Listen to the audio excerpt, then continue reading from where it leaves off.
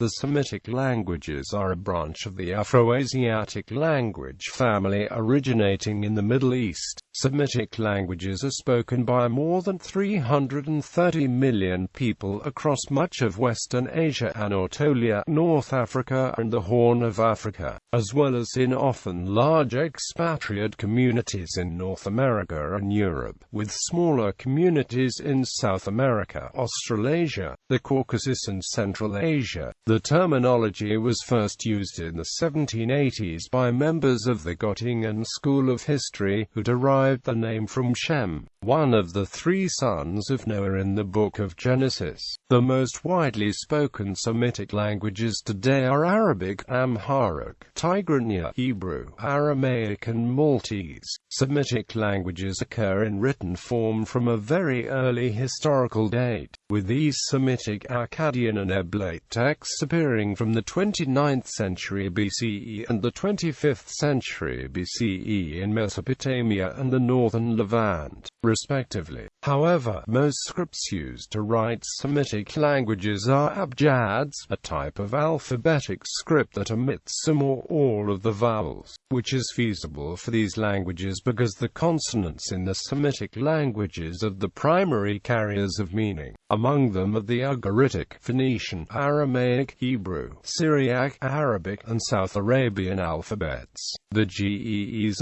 script, used for writing the Semitic languages of Ethiopia and Eritrea, is technically an abugida, a modified abjad in which vowels are notated using diacritic marks added to the consonants at all times, in contrast with other Semitic languages which indicate diacritics based on need for introductory purposes. Maltese is the only Semitic language written in the Latin script and the only Semitic language to be an official language of the European Union. The Semitic languages are notable for the non-concatenative morphology, that is, word roots are not themselves syllables or words, but instead are isolated sets of consonants. Words are composed out of roots not so much by adding prefixes or suffixes, but rather by filling in the vowels between the root consonants. For example, in Arabic, the root meaning right has the form ktb. For this root, words are formed by filling in the vowels and sometimes adding additional consonants, e.g. kitab, book, kutab, books, katib, writer, katab, writers,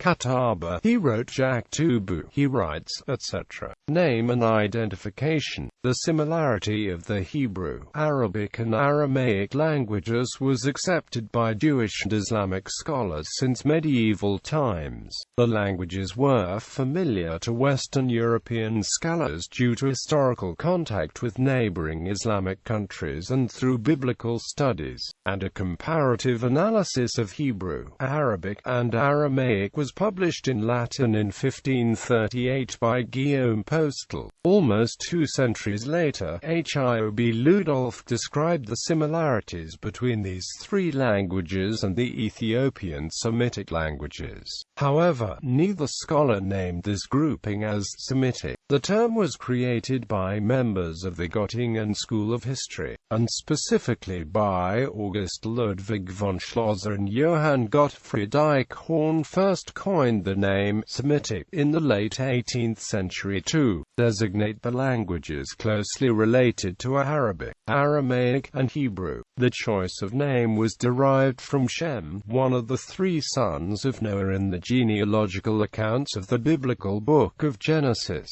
or more precisely from the Con-Greek rendering of the name sigma a to mu. Eichhorn is credited with popularizing the term, particularly via a 1795 article, Semitisch Sprachen, in which he justified the terminology against criticism that Hebrew and Canaanite were the same language despite Canaan being Hamitic in the Table of Nations. In the Mosaic Table of Nations, those names which are listed as Semites are purely names of tribes who speak the so-called Oriental languages and live in Southwest Asia. As far as we can trace the history of these very languages back in time, they have always been written with syllabograms or with alphabetic script, and the legends about the invention of the syllabograms syllabograms and alphabetic script go back to the Semites. In contrast, all Hamitic peoples originally used hieroglyphs until they here and there, either through contact with the Semites or through the settlement among them, became familiar with the syllabograms or alphabetic script, and partly adopted them. Viewed from this aspect too, with respect to the alphabet used, the name Semitic languages is completely appropriate. Previously these languages had been commonly known as the Oriental languages in European literature. In the 19th century, Semitic became the conventional name. However, an alternative name, Syro-Arabian languages, was later introduced by James Cowles Pritchard and used by some writers. History. Ancient Semitic-speaking peoples. There are several locations proposed as possible sites for prehistoric origins of Semitic-speaking peoples. Mesopotamia, the Levant, Mediterranean, the Arabian Peninsula, and North Africa. Common Era. Syriac, a 5th century BCE Assyrian Mesopotamian descendant of Aramaic used in northeastern Syria and Mesopotamia, rose to importance as a literary language of early Christianity in the 3rd to 5th centuries and continued into the early Islamic era. With the advent of the early Muslim conquests of the 7th and 8th centuries, the hitherto largely uninfluential Arabic language slowly but surely replaced many of the indigenous Semitic languages and cultures of the Near East. Both the Near East and North Africa saw an influx of Muslim Arabs from the Arabian Peninsula, followed later by non-Semitic Muslim Iranian and Turkish peoples. The previously dominant Aramaic dialects gradually began to be sidelined. However, descendant dialects of Aramaic survive to this day among the Assyrians and Mandeans of northern Iraq, northwestern Iran, northeastern Syria and southeastern Turkey. The Arabs spread the Central Semitic language to North Africa, where it gradually replaced Coptic and many Berber languages, and for a time to the Iberian Peninsula. With the patronage of the caliphs and the prestige of its liturgical status, Arabic rapidly became one of the world's main literary languages. Its spread among the masses took much longer, however, as many of the native populations outside the Arabian Peninsula only gradually abandoned the languages in favor of Arabic. As Bedouin tribes settled in conquered areas, it became the main language of not only Central Arabia, but also Yemen, the Fertile Crescent, and Egypt. Most of the Maghreb followed, particularly in the wake of the Banu Hilal's incursion in the 11th century, and Arabic became the native language of many inhabitants of Al-Andalus. After the collapse of the Nubian kingdom of Dongola in the 14th century, Arabic began to spread south of Egypt into modern Sudan. Soon after, the Beni Hassan brought Arabization to Mauritania. A number of South Arabian languages distinct from Arabic still survive, such as Socoti, Meri and Sheri, which are mainly spoken in Socotra, Yemen and Oman, and are likely descendants of the languages spoken in the ancient kingdoms of Sheba, Magan, Uba, Melar and Dilmun. Meanwhile, Semitic languages were diversifying in Ethiopia and Eritrea, where, under heavy Cushitic influence, they split into a number of languages, including Amharic and Tigrinya. With the expansion of Ethiopia under the Solomonic dynasty, Amharic, previously a minor local language, spread throughout much of the country, replacing both Semitic and non-Semitic languages, and replacing Ge'ez as the principal literary language. This spread continues to this day, with Ge'ez set to disappear in another generation.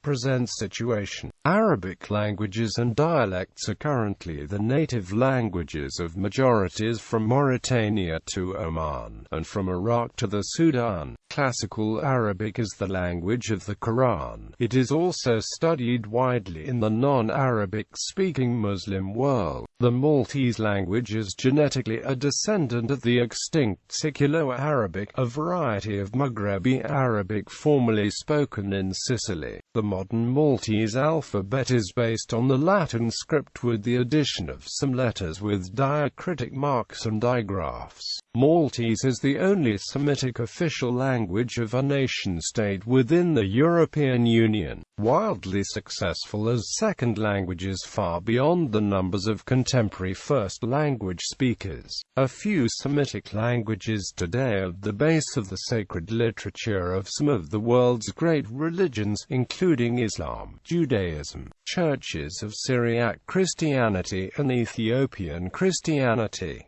Millions learn these as a second language. Many Muslims learn to read and recite the Quran, and Jews speak and study Biblical Hebrew, the language of the Torah, Midrash, and other Jewish scriptures. Ethnic Assyrian followers of the Assyrian Church of the East, Chaldean Catholic Church, Ancient Church of the East, Assyrian Pentecostal Church, Assyrian Evangelical Church and Assyrian members of the Syriac Orthodox Church both speak Mesopotamian and Eastern Aramaic and use it also as a liturgical tongue. The language is also used liturgically by the primarily Arabic-speaking followers of the Maronite, Syriac Catholic Church and some Melkite Christians. Arabic itself is the main liturgical language of Byzantine Rite Orthodox Christians in the Middle East, who composed the Patriarchates of Antioch, Jerusalem and Alexandria. Mandaic is both spoken and used as a liturgical language by the Mandaeans.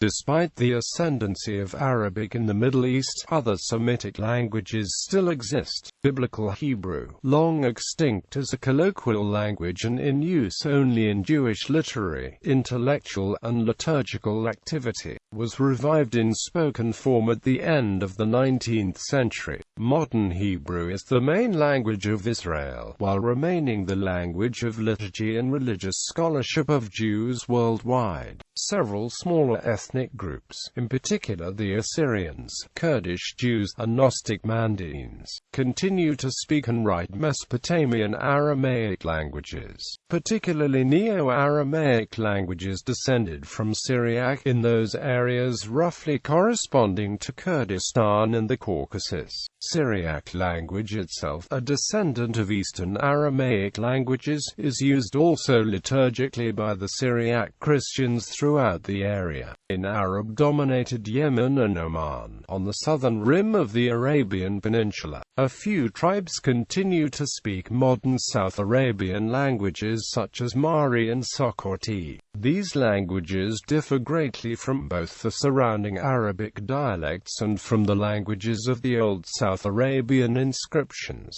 historically linked to the peninsular homeland of Old South Arabian, of which only one language, Razihi, remains. Ethiopia and Eritrea contain a substantial number of Semitic languages. The most widely spoken are Amharic in Ethiopia, Tigray in Eritrea, and Tigrinya in both. Amharic is the official language of Ethiopia. Tigrinya is a working language in Eritrea. Tigray is spoken by over 1 million people in the northern and central Eritrean lowlands and parts of eastern Sudan. A number of Gurage languages are spoken by populations in the semi-mountainous region of southwest Ethiopia, while Harari is restricted to the city of Hara. Geez remains the liturgical language for certain groups of Christians in Ethiopia and in Eritrea. Phonology. The phonologies of the attested Semitic languages are presented here from a comparative point of view. See Proto-Semitic language #Phonology for details on the phonological reconstruction of Proto-Semitic used in this article. This comparative approach is natural for the consonants, as sound correspondences among the consonants of the Semitic languages are very straightforward for a family of its time depth. For the vowels, vowels. There are more subtleties. Consonants. Each Proto-Semitic phoneme was reconstructed to explain a certain regular sound correspondence between various Semitic languages. Note that Latin letter values for extinct languages are a question of transcription. The exact pronunciation is not recorded. Most of the attested languages have merged a number of the reconstructed original fricatives, though South Arabian retains all 14. In Aramaic and Hebrew, all non-emphatic stops occurring singly after a vowel worse often to fricatives, leading to an alternation that was often later phonemicized as a result of the loss of gemination. In languages exhibiting pharyngealization of emphatics, the original velar emphatic has rather developed to a uvular stop. Notes: Arabic pronunciation is largely based on modern Standard Arabic, which differs from that of reconstructed Quranic Arabic of the 7th and 8th centuries. Proto-Semitic *s was still pronounced as in Biblical Hebrew, but no letter was available in the Phoenician alphabet, so the letter did double duty, representing both and L. Later on, however, L merged with per second, but the old spelling was largely retained, and the two pronunciations of were distinguished graphically in Tiberian's Hebrew as versus per second and LTL. Biblical Hebrew as of the 3rd century BCE apparently still distinguished the phonemes G and H based on transcriptions in the Septuagint. As in the case of L, no letters were available to represent these sounds, and existing letters did double duty, and. In both of these cases, however, the two sounds represented by the same letter eventually merged, leaving no evidence of the former distinctions. Although early Aramaic had only 22 consonants in its alphabet, it apparently distinguished all of the original 29 Proto-Semitic phonemes, including *d, *t, *t, *s,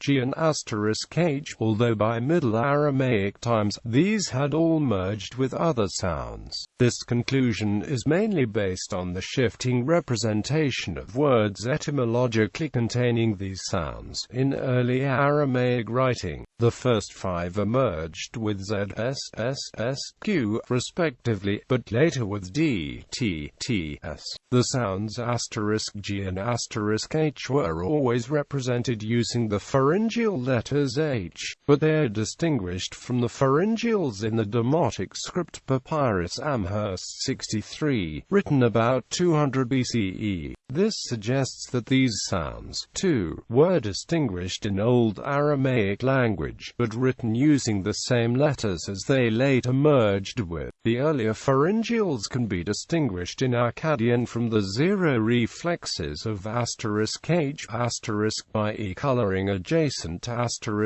e, g. PS *bar al-Amhona, Lord, and GT, AKK, Belu. Hebrew and Aramaic underwent Bagad Kafat spirantization at a certain point, whereby the stop sounds BDPKT were softened to the corresponding fricatives when occurring after a vowel and not geminated. This change probably happened after the original Old Aramaic phonemes, theta, th, disappeared in the 7th century BCE, and most likely occurred after the loss of Hebrew, c.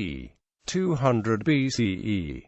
It is known to have occurred in Hebrew by the 2nd century. After a certain point, this alternation became contrastive in word medial and final position, but in word initial position they remained allophonic. In modern Hebrews, the distinction has a higher functional load due to the loss of gemination, although only the 3 fricatives, vkf, are still preserved.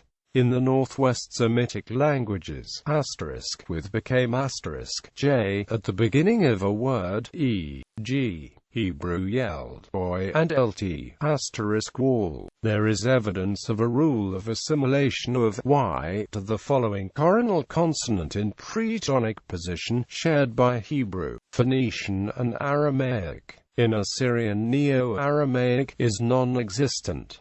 In general cases, the language would lack pharyngeal fricative. However, though, is retained in educational speech, especially among Assyrian priests. In addition to those in the table, modern Hebrew has introduced the new phonemes t, d, through borrowings. The following table shows the development of the various fricatives in Hebrew, Aramaic and Arabic through cognate words, possibly affricated. Vowels. Proto-Semitic vowels are, in general, harder to deduce due to the non-concatenative morphology of Semitic languages. The history of vowel changes in the languages makes drawing up a complete table of correspondences impossible, so only the most common reflexes can be given, in a stressed open syllable, in a stressed closed syllable before a geminate, in a stressed closed syllable before a consonant cluster, when the Proto-Semitic stressed vowel remained stressed. PS *k *a and gt, akk, in the neighborhood of PS *h and before r, i.e. PS *g, k, k, and gt, geez k, _u. Correspondence of sounds with other Afroasiatic languages. See table at Proto-Afroasiatic language #consonant correspondences.